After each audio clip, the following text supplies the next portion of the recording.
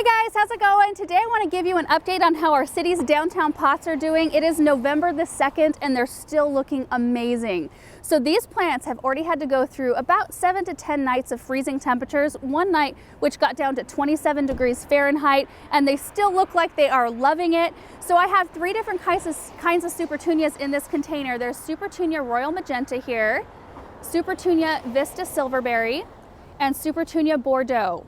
I have 3 of each color planted, so 9 Supertunias total, and they've grown together and intermingled beautifully. We've been so happy with the color mixture. They show up really well from the street. So these are just such a great example of something you can plant in kind of harsh growing conditions, because we have 26 of these containers on the corner of every street down here in our downtown area, most of which get little to no shade. They have to deal with the radiant heat from the concrete here, car exhaust, and then a lot of heat through the summertime. We get weeks on end of 100+ degree temperatures. So that's a lot that these plants have to deal with. And we've kind of honed our plant choice throughout the years. This is the 7th year of this project, and we've figured out what we can put in here that gives us first the most bang for our buck in terms of color. I used to be planting like between 12 and 18 plants per container, and now I only have to plant 9. So that cuts our the amount of money we have to spend on them down, which is amazing. It makes the adoption fee for these containers a lot smaller for the people that are supporting the project. And also using the right kind of plants takes the maintenance down big time. We used to put stuff like sweet potato vines in here, which are gorgeous plants. We really love them, but they require daily watering because the heat was just too much for them. And these we only have to water every other day, which is amazing. And these containers are huge, you guys. So they weigh 480 pounds with nothing in them, and I picked those on purpose so that nobody could pick them up and move them away without special equipment. And they are full of soil from top to bottom. So they take 4 2 cubic foot bags of soil in order to fill them. That's 8 cubic feet total. So they've got a lot of reservoir there that helps retain water. It also keeps the roots of the plants a lot cooler.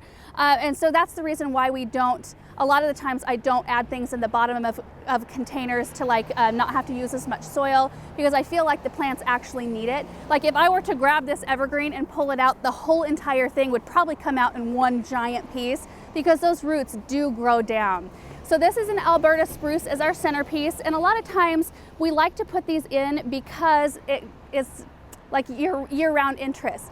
We do use on occasion like a purple fountain grass that's beautiful, but we do end up having to take those out at this point of the year and then put an evergreen in. So using something that's evergreen year-round also makes it a little bit more budget friendly. So now I just want to talk really quick about how I got this project started initially, in case you might be interested in starting something like this in your own city. I went to our city manager first, and I had my plan all drawn up. I had all of the materials it was going to take, as well as the maintenance, how we were going to accomplish this and get people to sponsor the pots, kind of like how it could sustain itself. He got me connected with a guy who knew about a grant that helped out with city beautification projects. So I did apply for that grant. I had to go to the grant board, present my project. We ended up getting it, which helped us purchase the pots, the soil to fill them up initially, and our first evergreen centerpiece. And then after that point, I got individuals and businesses around the city to sponsor our pots.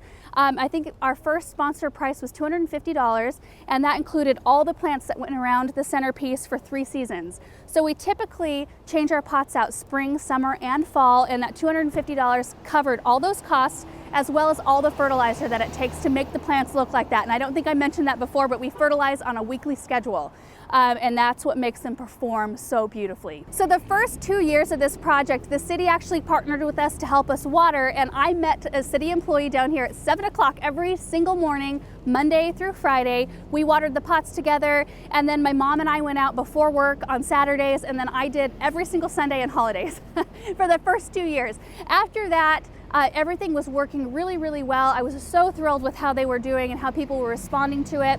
I ended up getting a whole bunch of volunteers together, and we had a different volunteer that would meet the city water guy down here, and they would water together so that I didn't have to do it every single day. And there's a lot of people who are willing to come down and help, especially if it's just a once-a-week commitment, which is amazing. So anyway, that's pretty much how the project works. It's been a wonderful thing, I think, for our city. It's been a fun project to be involved in. I've gotten to work with a lot of really fun people, and it was just excited to show you these plants and how they look. I mean, I can I can see my breath right now, and the plants are still looking amazing. So I hope that it was fun for you guys to see the update, and we will see you in the next video. Bye.